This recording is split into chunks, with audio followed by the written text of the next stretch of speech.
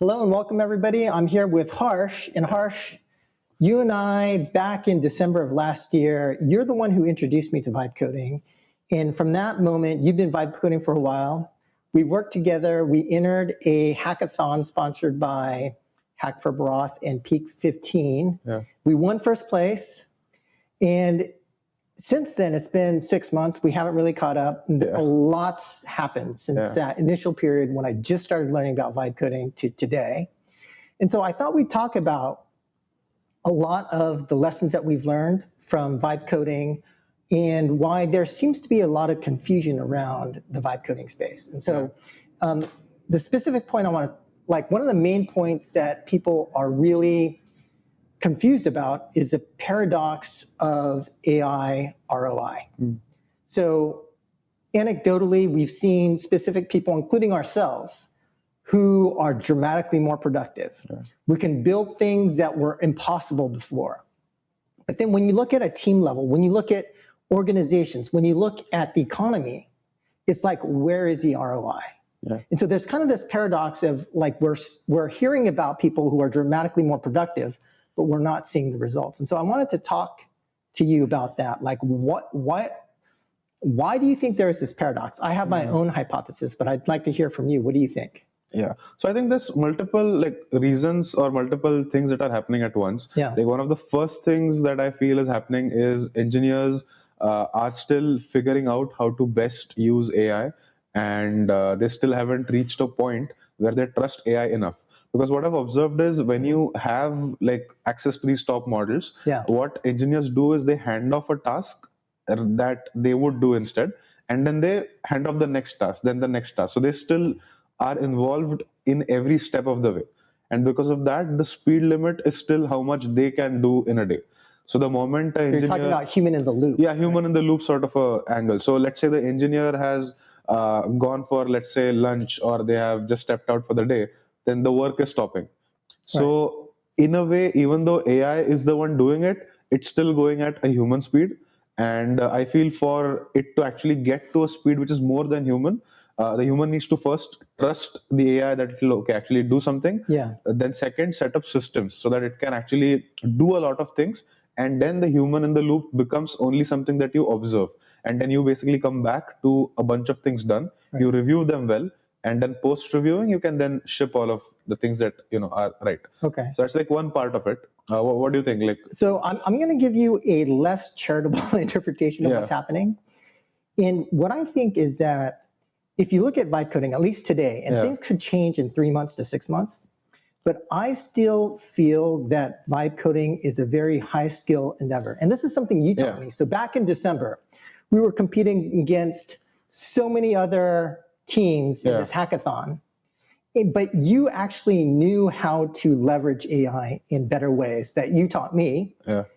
And not a lot of people knew how to actually leverage AI. And so I think it is a skill issue.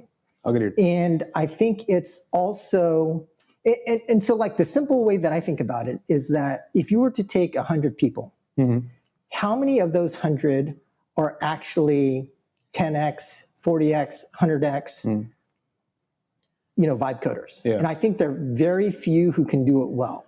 Because there's also, the nuance here is I believe there's a gap. And that gap is, so level one is you kind of are able to make a prototype. Then from the prototype, a lot of people think they're done. But then it's like from prototype to something that's usable and useful to you. And so that you can use in your own applications. And I think the step from prototype to having something that's usable is a minimum of a 10x jump in terms of complexity, time, effort, all of that stuff is a 10x jump. And then from usability to production is at minimum another 10x jump, maybe 40x, maybe 100x, but it's significantly more. And so what you're left with is a lot of people that have prototypes or kind of usable but very brittle software exactly. that just breaks all the time. And we see that today, look at OpenClaw, right? With all the contributors that OpenClaw has, with all the time, investment, and energy they put, that thing breaks all the time. Yeah, I don't the even app think it's wasn't useful. good. Like the app that they launched, it was such a shitty UI. I mean, I was surprised. Like, how the hell? What, and compare OpenClaw to Hermes Agent. I use Hermes Agent. Why? Because it's just more stable. Yeah. Right. And so this gap, and so going back to like out of 100 people, I think at least 95 out of the 100 are not able to actually leverage AI in a good way. So this is my theory, right? Agreed. No, I completely agree. So I think skill issue is a real thing. And I mean, please like complete what you're thinking. Then. No. So go ahead. Yeah, so I mean, skill issues definitely is a real thing. And I mean, a very simple example that I keep thinking of is everybody has access to TikTok and Instagram. Everyone has a phone. And if they were given the same task, like record a 20-second video about something, and only a few people will come up with something that's fun to watch. Right. Everybody else will just miss the mark, or they just make something really boring. Right. So I think you can see that tools don't matter, it's that your skills matter. Right. And I feel that for leveraging an AI, I imagine it like harnessing a Pokemon. Like, do you know when you are a low level, you basically as a trainer are low level in a game like Emerald or any of those original Pokemon games, but you have like a 70 level plus Groudon or like one of these Pokemon. They stop listening to you, and then you have to figure out a way to harness them. And I think it's a similar thing with LLMs, because people just look at them as chatbots, but if you're able to harness them well enough and play that mind game with them, then you're able to get insane amount of outputs. So one example that I can give of this mind game theory is whenever I use an LLM to wipe code, I act like I am 4 different personalities with the LLM. So in a single chat, I'll talk to it about how what we are doing is amazing. In the same chat, I'll talk a little bit about how what we are doing is wrong or it needs to be better. Then I'll also talk as a third voice, which says that what we are doing is like insanely like bad looking, it needs to look so much better. So I'm just one example. So imagine that we are in a room of 4 engineers or 4 people, and we brainstorm and we come to a conclusion. I try to simulate that but with an LLM. So it basically becomes like a group project. I have Codex, Cloud Code, and 3 of my own personalities talking and coming to a conclusion. So that's just one example. Like, people don't go to that depth to build something. They just expect that they'll type something and it's and that's one of the concepts that I think gets a lot of people stuck, which is essentially, and this is something I've talked about quite often over the last year, but like the fact that when you're vibe coding, it's a probabilistic output. And so like all the things that exist in terms of like from the harness to all the processes that you put around this. So you give a prompt to an LLM, some kind of output comes out, but all the things in terms of the inputs, as far as like, how you set up your context, what you tell the LLM, your prompt scaffolding, all the things on the input side, how you structure your prompts, things like that, helps optimize what comes out. But then on the output side, then you have to do a bunch of like evals, reviews, and things of that nature. And the thing that you're talking about is on the input side, you're having multiple LLMs discuss how you plan stuff, but you can do the same thing on the output side, where you have multiple LLMs review the code and things like that. Agreed. So, and I think this process and how you optimize the inputs and the outputs, all of this is this issue around skill, right? And what you also, like what you sent over in that, there was this one sentence that if there is no test or there's no deterministic test, then how do we say that the LLM failed or like, passed the test? So I think this is what it basically is. Like, if you don't have those gates for input output, then there's no way you can say that LLM produced slop. Like, it's open-ended right now. Like, you didn't give it parameters, so how the hell is it supposed to, And so there are a lot of these skill-based things.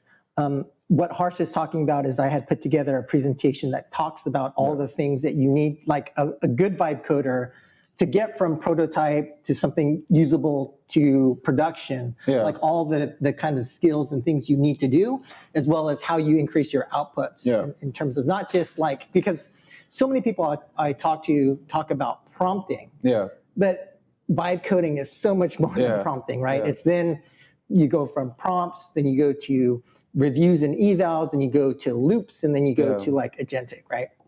So Okay, so I thought the next topic we could talk about is like one of the other things that I found to be strange is how back in March during GDC, I talked to a number of game studios who were saying that they were AI native, and it was easier for them because a lot of them were working on web-based games or working in Godot, for example. But one of the things that they had told me is that their highest output employee from a vibe coding perspective was never their engineers. It was always a product manager. And even at my company, I would say the kind of employee from a discipline perspective that has had the most difficulty learning how to leverage AI is not the product manager. It's not even the artist, right? Like we even have some artists who are outproducing engineers. It's been the engineer. And so I wanted to ask you, what have you seen? Like, what are the kinds of disciplines or what are the kinds of people who have been more successful at leveraging AI versus those who have not been able to? And would you agree with me that in the general case, engineers, for some reason, are having a lot of problems? Oh, I completely agree. I think one of the problems is that engineers have been for so long been into like the depths of the code that they are writing. So I think even now they are trying to still manually do a lot of things in between, or they are trying to check between every step, or they are trying to go across every small edit or every small diff. And I think it, for a lot of cases, is important to obviously check what's happening, but in a way that's very different. So it's no longer about checking each line after every edit. It's more about running tests. It's more about like having a right plan in place and so on.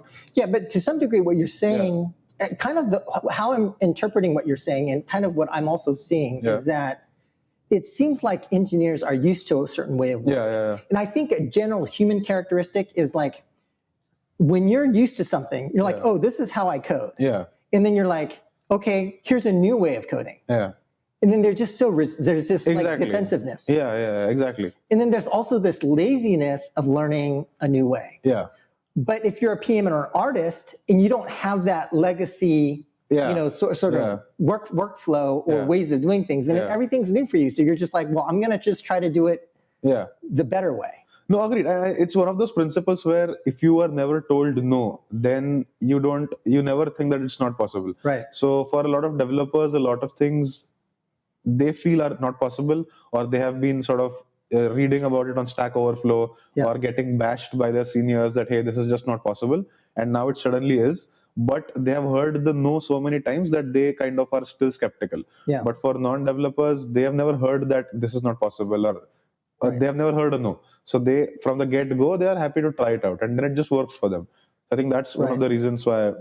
But I would also say there's a little bit of a nuance here too, right? Because the guys who are the absolute best at vibe coding are probably like the super engineers, right? Like the guys at Anthropic, and I've met some of them, and their output is like ridiculous. Exactly. I mean, one of the things that people say that it's not possible to code something amazing using AI, but then all of these people from Anthropic and OpenAI tell you that I haven't seen a line of code in the last 6 months, and everything was shipped using AI. That's when you know that if they can ship such good software without looking at the lines of code, then it has to be a skill issue. If you can't. And just for our audience too, because I think that people still don't understand the magnitude of the impact.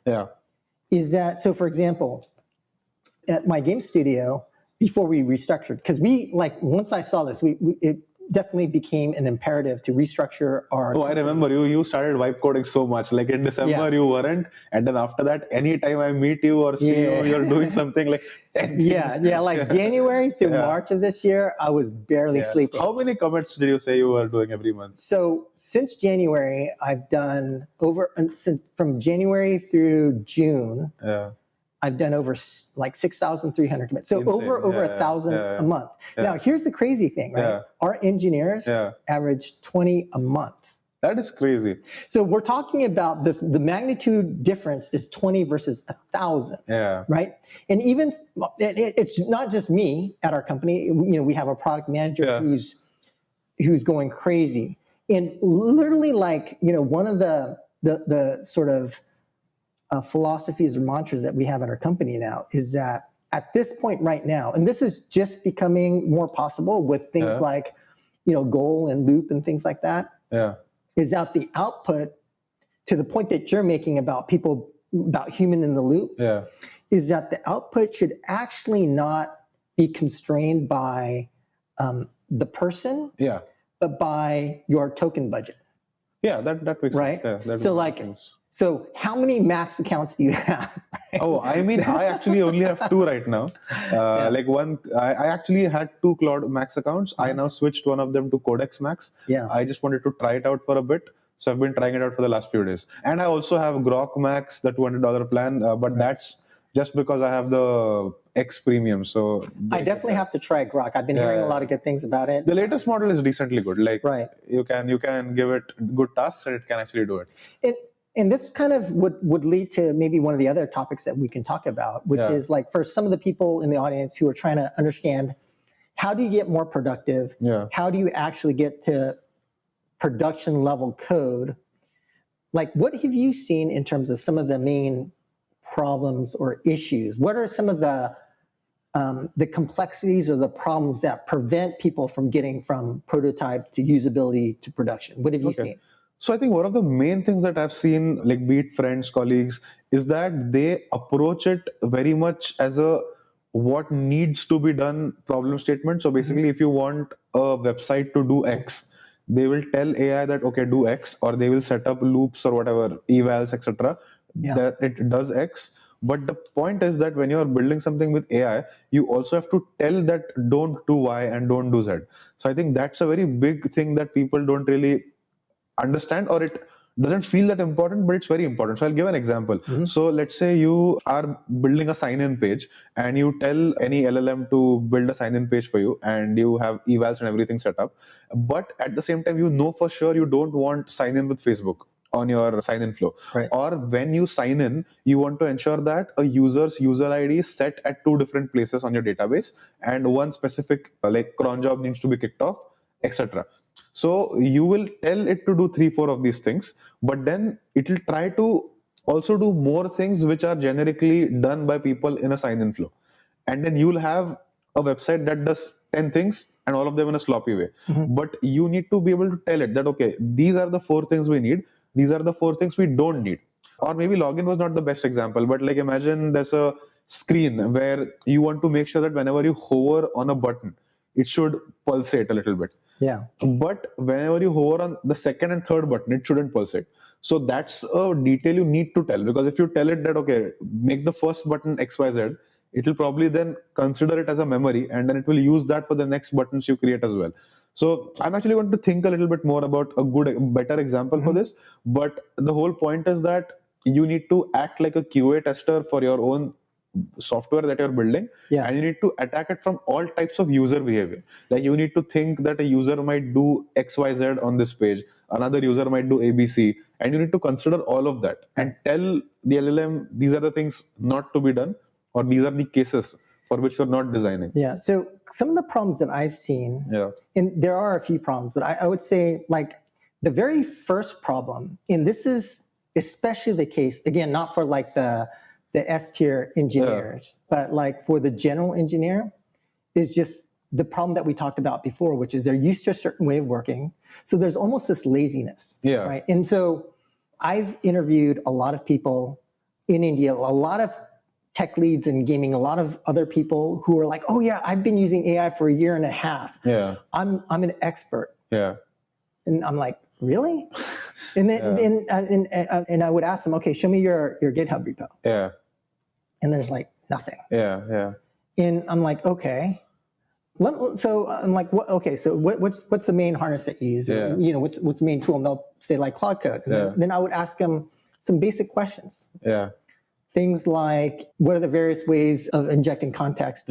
How do you modify your status line? How do, like a bunch of like basic questions in terms of the usability of the tool. And they didn't know anything. Like, how do you set up your prompt scaffolding? All these things, they just didn't know. And so like the first problem that I see is that the way that a lot of people approach vibe coding is completely naively. Yeah. Oh, I just say, make this for me. Yeah. And they'll expect it to work. Yeah. And they don't understand, okay, for the LLM to work properly, you have to have a view in terms of what the LLM knows. Yeah. What context does it have? What's in your Claude.md or agents file?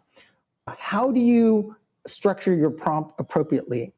What files do you inject? All those kind of things, like they don't even know or think about, and they don't know how to use the tool. Yeah. So that's one major problem that I see. And then I think the other major problem I see is something that you were alluding to. Now, you were talking more to the point on taste, right? Like, how do you make the user experience in a way that would be appealing to users? I think that's one issue. But I think the other issue is something, I call it a little bit more around discernment. Okay.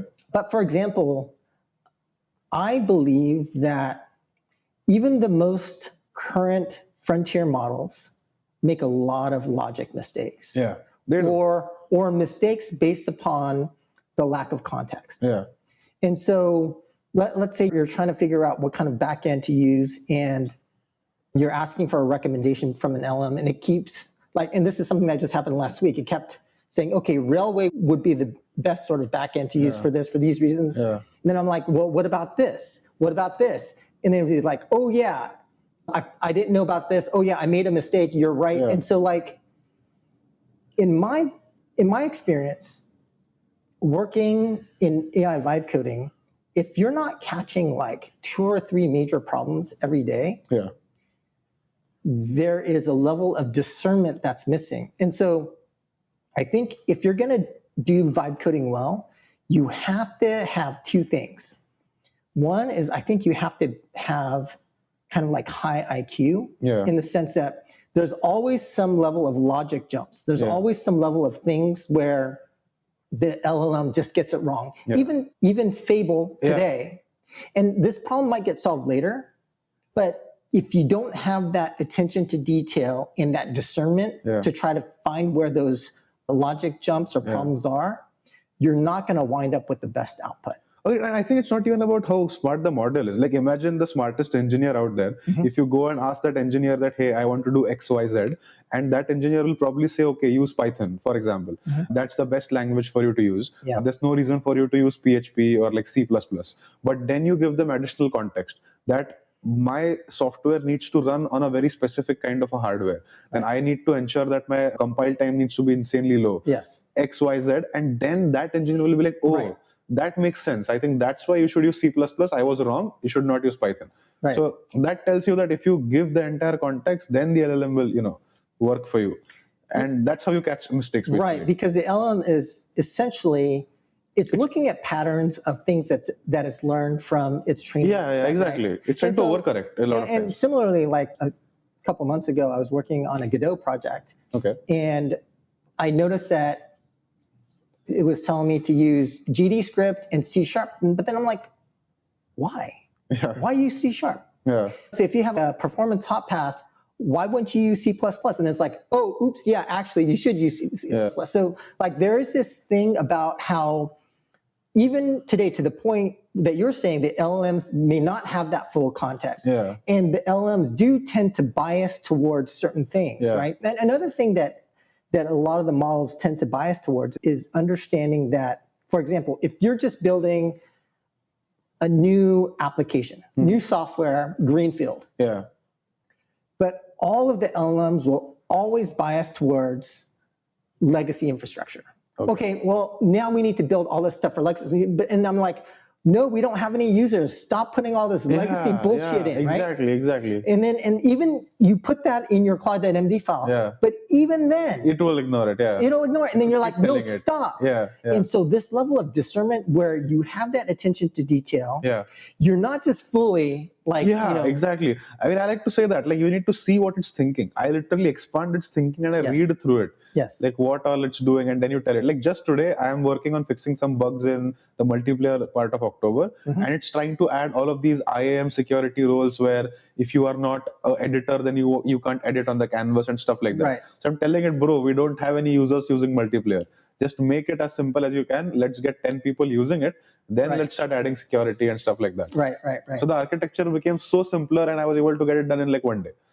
So yes. So and these are like, and for the people in the audience who start vibe coding, is you start vibe coding and this is why it's so important to have the experience. Yeah. Because these are the things that like Harsh and I can think about right now off the top of our heads, right? Yeah. But I would say that there's so many other small things that if you don't know, just based upon experience, what to do, you're not going to be able to make that jump from prototype to usability to production. Yeah. Okay, so then maybe moving on to the next topic. So what in your mind are the kinds of people, whether it's disciplines or the kinds of skills that you need in order to be successful in vibe coding? What do you think? So I feel, at least as the way things stand today, the models keep changing a lot. I think one thing is important for you as a human is to have a large context window yourself. Because the thing is that when you're vibe coding, even a small feature, it might touch multiple parts of your project. Previously, you had developers touching small parts of projects and then figuring out merging them and all of those things.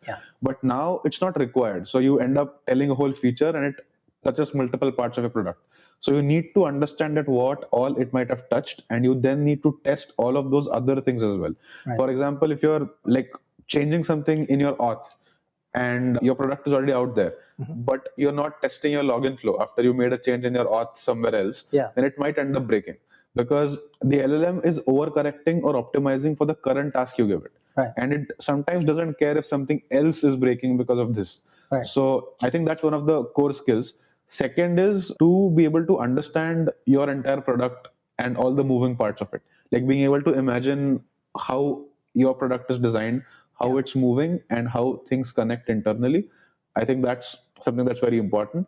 And third, taste, I guess, because now that building is very easy, you need to build something that actually matters and that actually has a reason to exist. Like I have gone through this problem for a while, so I can talk a lot about it. Maybe after I hear your thoughts about this point.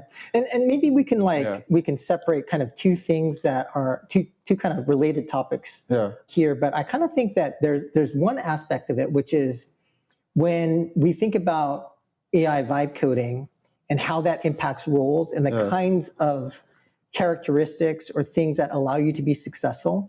And then the second is this notion of about, well, then how do you actually become successful using vibe coding? And they're kind of two separate things. But speaking on the first point, the way that I've kind of thought about it and what I tell people at our company today is that I look for these four things. So I already talked about high IQ, high agency. The third is attention to detail, because to the point that we had already talked about, you have to find all these small little problems. You can't just, I mean, there's kind of like this conflict, right? How do you take yourself out of the loop? But then for some very important things, you have to make the right decisions. You have to watch what it's doing. And then fourth is having a technical foundation. And so I do think that at least today, where AI, LLM frontier models are today, you still have to understand technology. You have to understand whether it's like infrastructure, database. You have to understand the various kinds of technologies, because you have to help and work with the LLM to make the right technology decisions. And so those are the four things that I generally look for. And I feel like if you have those four things, you can be very successful when it comes to vibe coding. Would you agree? Yeah, I completely agreed. I mean, like we were discussing, point 2 and 3 is something that I like have a lot of opinions on as well. So please. So point 2, like the agency part, like we discussed, like one of the biggest things is that most people aren't incentivized to get more output. And that is why they are not getting that output. And that is why overall it looks as if the output hasn't supercharged because of AI. But if you look at incentivized teams, small teams, solo founders, so all of these people who are super incentivized to reach the end of the line, they are actually showing that how crazy good level of output you can get using AI. And the last point that you said, the attention to detail, I think that makes so much of a difference. Like the smallest of the smallest things. If you've watched the movie The Intern, in which Anne Hathaway visits one of her like warehouses where she packs like one of the boxes herself, and they have that moment where, as the CEO founder, she makes a very small change. It's not that big of a deal, but it just shows how much tiny attention to detail people who care about it have. Right. And I think that makes a lot of difference. So when you get a parcel and if it's all messed up inside, Yeah. it won't feel as good if it's nicely laid out. Right. It's the same stuff. Yeah. But and one of the other ways that you can think about high agency is like how much you care, right? yeah. So like Agreed. that you give a shit. Yeah, you agreed. really care that you're actually going to be doing things well Yeah. versus, and I know a lot of people to the point that you're making, if you're at a company, you're an engineer, you have a certain amount of output, like your incentive is just to show that output or a little bit more, and then you're just going to check out. Yeah. So if you don't have that incentive or if you don't have that agency, if you don't care enough, Yeah. your output's fundamentally going to be limited. You are limiting it yourself. Like that's the whole point here. And I think a lot of people get it wrong that give me more incentive, I'll give more output. I think it's I'll give more output that will make you give me more incentive. So I think most people don't understand that, and that is why I think they never push AI to the level that it can actually go. Right. And then and so another topic I wanted to talk about is because the other thing that also kind of gets conflated is, and going all the way back to the original question, where's the ROI? Yeah. Is kind of like this question around, so if you do the things that we talked about, it answers the question of can build. Yeah. So you now can build whatever you want. Yeah. And for me, I feel like if it's web, there is nothing that I cannot build. Yeah, I can build anything. Exactly. Yeah. Right? But then that doesn't answer the question to the point that you were kind of alluding to before, which is what to build. Yeah. And that's where things like taste and discernment and things like that come into play. Yeah. And so maybe you could talk a little bit about that as well, because I do think that that's the other thing is that even at my company, when I see other people building stuff, it's like, okay, they're building a bunch of crap. Yeah. Does this thing that you're working on, does it help the company? Yeah. Does it help you get to profitability? Does it help you really help achieve your goals or lead to something that's going to like make a difference, right? So what do you think? I agree. So I mean, I think that there's like types of things that you build. One is like crap, like just don't build that. But the second type is something that you're building for yourself or like a tool to help you do something else. And something that you're building, that's like the second type.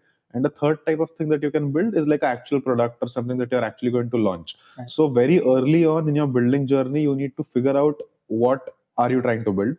And if you don't, then you will end up wasting a lot of time. So I have built a lot of things in the last 2 years. Like I've built probably over 50 projects and all of them in a very good quality because AI can just let you do things so fast now. But a lot of times I approached it in a very pre-AI way where the idea was that, okay, if this is hard to build, it will be a meaningful project. Right. But now that it's not hard to build, but the dopamine still is the same because our brains probably haven't understood it yet, that how easy things are completely. So you still get the dopamine and then you end up shipping things that were hard, look amazing, and then it's just something that you will never launch, or even if you do launch, nobody will care about it. So I think if you're able to answer that question very quickly, that is this something I'm building for myself, is it just a project, then it will actually get to a point where you can define ROI. And obviously there's a lot of things that people can just build for the sake of it, which doesn't really make a lot of sense. So I mean, and I think this is the issue that where the human part, the AI, again, at least today, cannot answer this question, which is, in a world where you can build anything, what should you build? Exactly. And then the other nuance there is, even if you're building the right thing, are you building it in a good way? Because you could have, and the two apps that I see everybody building, like every company is building their own like HR recruitment tool, and they're all building their own like project management tool. But they're not all the same. So to the point that you made about taste, it's like you have to now figure out not only what you should build, but in terms of the details of it, how it's built, the what and the how. And for what? Like what problem are you trying to solve with it? Those become the more fundamental and important questions in the role that humans play versus can I build it, which is increasingly and more the models are just helping you get there. Exactly. That makes sense. Okay. And the taste part also important. And the example I always give is YouTube exists for so long now, but not everybody is creating content, and a lot of people are creating content, but it's still not good. Yeah. So only a few people have mastered how to create content that keeps viewers hooked. Yeah. So similarly, software has become like content. Everyone can make a video, but if the video is good or bad, it completely depends on how tasteful you are, how creative you are. And I think that's something that you also need to understand very quickly about yourself if you have that person. Right. So yeah. So there's two other topics I thought we could talk about before we wrap up this conversation. And the first of which is something that I think is a little bit of a sensitive topic. So we're here in Silicon Valley, right? Yeah. San Francisco, which is very close, and you're staying in San Francisco, but like one of the main things in San Francisco, which is like the center of the universe of AI, is that it's kind of become very sensitive and almost politicized when you talk about this topic around AI's impact on the economy and to job loss. Yeah. And if you now say something along the lines of you believe that there's going to be job loss, people get really sensitive about that. And they're like, no, Jevons paradox, demand increases, blah, blah, blah, blah, blah. And so I wanted to get your take, because I actually don't think that just adopting the kind of Silicon Valley narrative on this and just saying, oh no, it's going to expand jobs.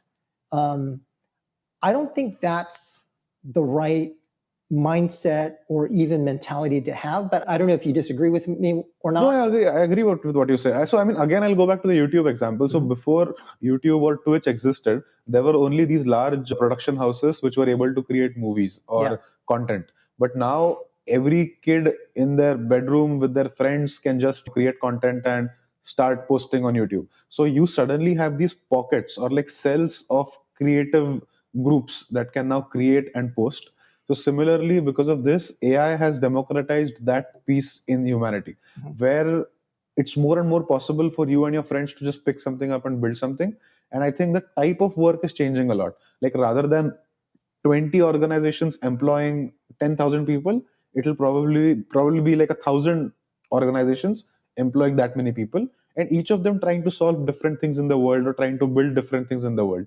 Just like how content has become very broad in terms of what all kind of content can exist. Right. So I think that's how jobs will change. Like one company won't have a density of people, it'll be multiple companies having a smaller density of people. And I think YouTube is an interesting analog, because I think what we've seen with YouTube is that YouTube has put the power of the creation of content into the hands of many creators throughout the world. Exactly. But still, there's only one Mr. Beast. That is true. And, that is true. And even Mr. Beast would say that building a viral video is a skill issue. He's famous for saying he could do it again anytime. And he continuously gets hit after hit after hit. Yeah. But also what we've seen is that if you look at the success of people on YouTube, there is a concentration amongst a small group of creators.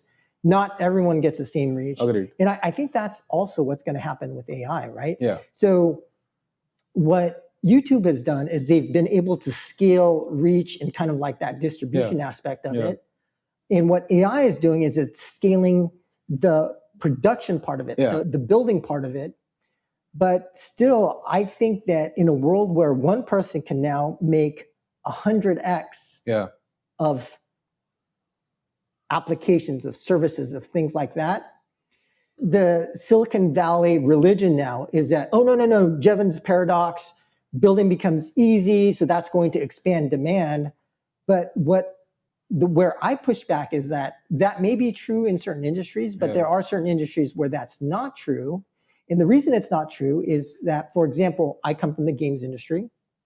In gaming, there's a finite set of attention, right? Exactly. And so whether you're spending time playing games or watching YouTube videos or movies, or how you spend your time, just because the output increases doesn't mean you have an infinite amount of demand. Demand is not going to be elastic. Right. You're not going to be like, oh, there's more content, I'm just going to, not sleep and just spend more time on that content, right? Yeah. And so that's where I think that there's this danger with this Silicon Valley religion around you cannot talk about job loss, you cannot talk about the negative impacts of AI, because I do think there are going to be negative impacts that come from AI for some people. Yeah.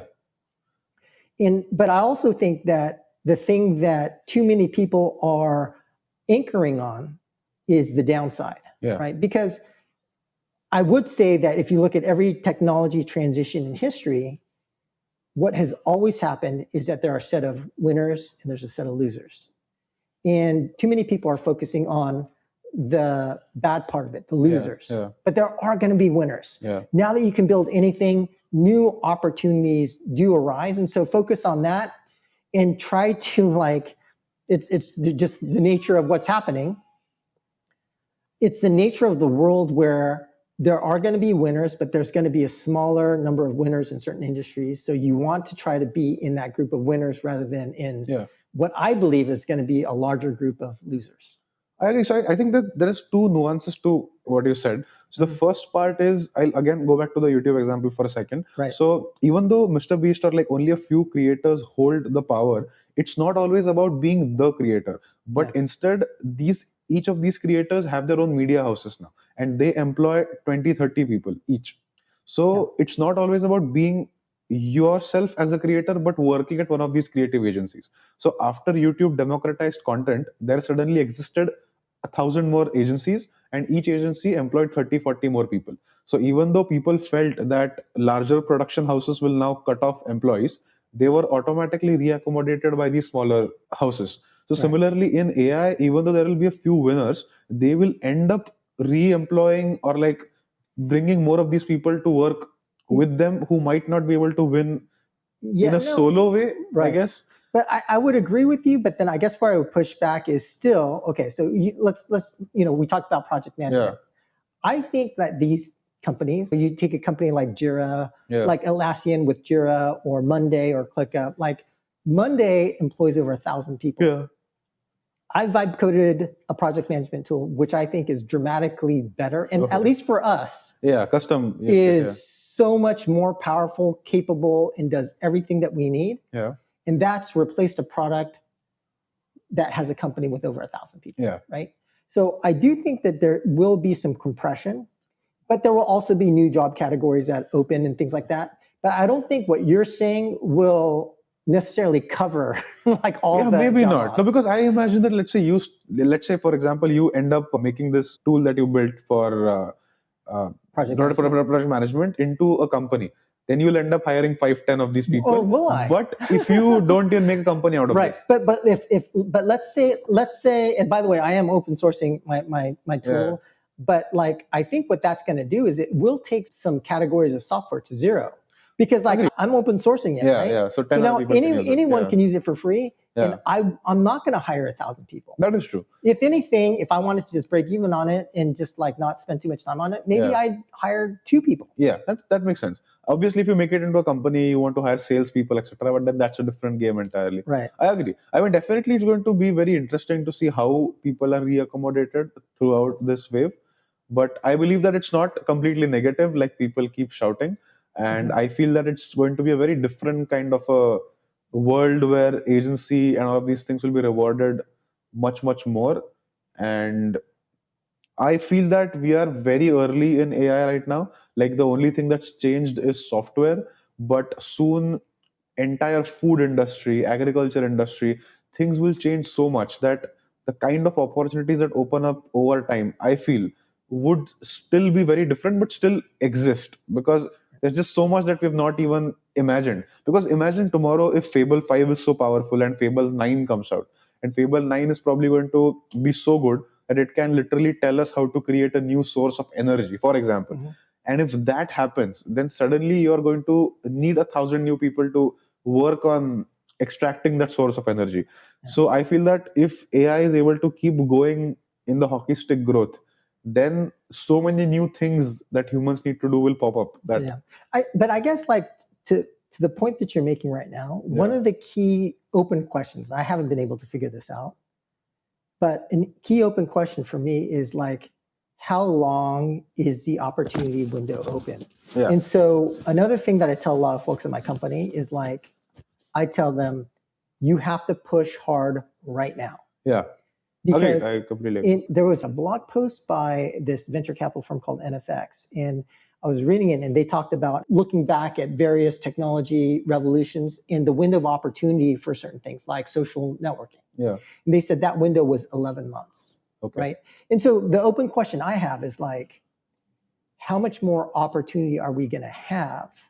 Where is it 11 months to learn AI? And then the people who learn how to use it are producing so much that they're going to crowd out everybody else? Yeah. Or are we going to have a sustained period of like a golden age of opportunity where for the next 10 years, you can still continue to like use AI and come up with a bunch of new ideas, and the economic advantages or benefits accrue in a way that's more spread out versus like a power law distribution where only a few people capture all the winnings, and it's the early people who win. Yeah. That's the open No, makes sense. I mean, the only thing that I can imagine is that maybe the types of industries will keep changing rapidly. So the 11-month window will exist for software. For many different things. Yeah. So well, certainly it's coming for hardware later. Then hardware, then it might go to space tech, then it might go to energy.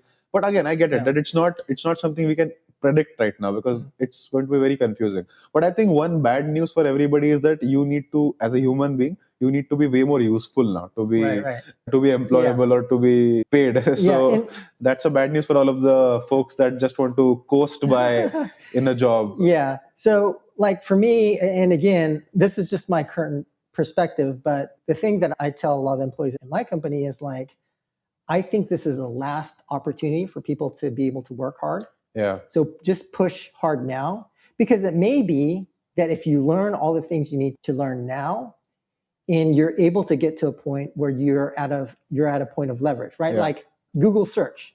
There's a certain point where you just have a dominating position in the market, and so you kind of control all the opportunity. Yeah. So then are we at a point in time where now is the time to work? There might be an 11-month window, and then after that, in 2 years from now, you're either working 3 or 4 days a week or zero. You know what I mean? Quite possible. That's the thing. Again, I don't know the answer. I feel there's enough people in this world who can't sit idle. So no matter how things get easy, we'll find a way to keep working. I feel that. But if you look back through time, right, through history, there have always been times of massive economic disruption, civil unrest, revolutions. And so I don't know. Can humans sit idle? Maybe that's coming. Maybe that's coming. You know what I mean? Because I will say this. I do think, and now we're kind of going a little bit far afield of just AI vibe coding, but I will say that I believe that in society today, there are too many people who own capital, who are wealthy, and they take it for granted, and they don't understand that if you are like somebody who lives in the Midwest, you know, you've got your job, you're providing for your family by being a truck driver, or you've got some kind of job, but then you get displaced. If you can't feed your family, I think it's extremely serious. Agreed. I think you will become violent. I think there is definitely a potential for AI there's a path. And again, I don't believe in being able to predict various scenarios. I generally try to assign a probability. I believe that outcomes are more of a probability distribution. I agree. Okay, so I know we've been talking for a long while. So one last question, which is like, okay, so now we're in a world where you can almost build anything. And so in that kind of world, then how does that impact the world, business, economics? Like one simple way of thinking about it is like, if you can build anything, then production and development, as those costs trend to zero, then distribution, those costs will increase. But how do you view how the world will change given AI? What are the things that people should be thinking about as we move into this world where, again, AI is increasingly just enabling people to build anything they want. Yeah. So, I mean, to begin with, I still am of the camp that product is more like powerful than distribution. And I strongly believe that if you have a great product, distribution will happen. And right now, at least, AI can't understand what humans want. It doesn't understand scalability of a product. It can't understand marrying all of these concepts together. So you still need to be the one to figure out what to build, and you need to be the one figuring out what needs to be built. So, for example, like Steve Jobs made the iPhone, but back then, if somebody was using AI to make the BlackBerry better, they would have kept going in the same direction by cutting a few things, adding a few things. They wouldn't have imagined a completely new parallel route. Or be it like the shift from a carriage to a car. It's such a parallel shift that the creativity and taste of a human needs to come into picture, where you need to figure out A, what does a person want?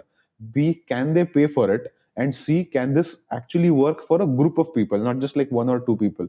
And that actually turn into a income, a company, and so on. So I feel that at least for this window of time, until AI can't do that part, this remains the most important thing. And we cover all of it and name it taste, like as one thing over time. So you need to figure out what people want, because people can't tell you what they want. They think they know what they want, but most of the times consumers don't know what they want. And how to build it really well, that people really understand how to use it. You have amazing user experience, it's simple to use, everybody can use it, and so on. So I think that's where your focus goes into picture. Yeah. Where, and if you do that well, then you will win, I guess. Right. And I agree with you. Like, a very simplistic way of kind of thinking about the world of AI is in terms of product development and distribution, as we're kind of alluding to. Yeah. To the point you're making, you're saying knowing what to build as well as how you build the product, because that's where taste comes in, Yeah. right? Because in a world of a billion different project management software, Yeah. like, what are the specific ways that you build it that would be more compelling to users? Exactly. So that's one thing, right? But then as the cost of development goes down, I think the distribution cost increases. And so, like, then you're shifting to how do you actually gain distribution? Because I think those costs are going to go up. Is it by owning a community? Is it by working with influencers? And I do think that the value of influencers, of people who own audiences, that starts to increase. The value of that starts to increase. And that's kind of like a simplistic view of viewing like where the world is going with AI. But I think the more general principle that I think people should understand is more around, what do the constraints become? Okay. So, for example, to the point of product development, what are the things that AI is weak in? Those things, like, what becomes more valuable? Yeah. It's the things that the AI and LLMs are bad at. Yeah. And so those things, how do you become extremely good at those things so you can bridge the gap? Because ultimately, when you're working with AI, it's a partnership. It's human plus LLM together. Yeah. And then in terms of distribution, like, what are the areas where that become hard? Yeah. And so, without going into the specifics of that, and I have some points of view on that, but for the purposes of this talk, I would say that's the general principle that I think that people should be thinking about, is when development goes to zero, then what becomes valuable? Yeah. And in terms of what to build, what are the LLMs bad at? What are the skills that you can double down on in terms of what we already talked about, such that you can make the right thing? Yeah. So I think I have a good example for this. So imagine a world where match 3 games don't exist. Okay. And you have LLMs, you have AI to code whatever you want. Yeah. But match 3 games just don't exist yet. So until you prompt your way to figuring out that this could be a game mechanic, LLMs won't tell you that. Right. So the ability to figure out that this could be a game, or this game design could be addictive, I think that becomes such an important moat, because LLMs can write amazing code, but if your game is not fun, no one will play it.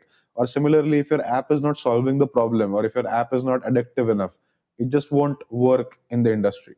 So I think that's what people need to figure out, that in game dev, for example, coding no longer is the important piece, but the piece is how do you design it well, how do you make sure the mechanic is great, and so on. So that's where people need to sort of move on to the step. And the reason why I'm taking gaming as an example, it's easy to explain. Right. But the same applies for any SaaS or like any other software that you're building. Right. Okay, so I think we've covered all the topics today. Maybe the one thing that we can end on is for anyone watching who's interested in vibe coding, what would be your last bit of advice for them?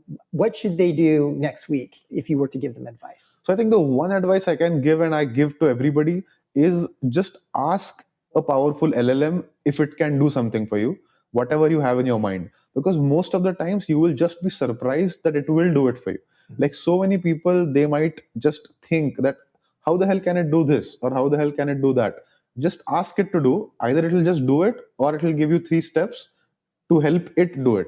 So for example, like a very, very random example, like my mom, she writes a blog and she has like a bunch of images that she converts to WebP every single time and uploads it. And it's obviously something that Claude Code can very easily do. But for somebody who hasn't been coding for a long time, she didn't even think that it's possible that a LLM can convert images for her and give it to her in a batch. Right. But she one day decided to ask Claude Code, can you do it? It's like, yeah, I can do it. Or I made a promo video for my app using Claude Code. For the first time, I didn't even imagine that Claude can make a video. Right. It did it. Yeah, so I think the main advice is whatever problems you have, the hardest thing you can think of, just ask an LLM. Right. Like it's 90% probability that it will just do it. And it changes all the time, right? Exactly. Like, yeah, I remember like somebody had posted like, hey, check out this video that was made by an AI LLM. I was like, oh man, I didn't even know you could do that. And so to the point that you're making, there's so many capabilities that AI can do, and people don't know what they don't know. Yeah, exactly. So you need to accept the truth that you don't know what you don't know and keep probing until you figure out what all can be done and what all can't be done. Like I've been using LLMs to wipe code for over a year now, but I'm still surprised every single day that how the hell did you do that? Right. So yeah, and I think my own advice would just be for the audience, like we are, in my opinion, we are living in an extremely like significant and important time in human history, right? yeah. And I actually do believe that AI is the most significant and impactful technology in all of human history. So my advice would just be like, if you have not tried, invest now. Yeah. Like I just assign a probability distribution to any potential outcome. Yeah. But there are some potentially very dystopian and very negative scenarios that could happen in the next year or two. Yeah. So I think that a lot of people may regret it unless you just carve out 2 to 3 months right now to do whatever you can. Just start building, just start learning, because you don't want to be a year from now thinking, I wish I would have done that. Yeah. And then it's too late. Yeah.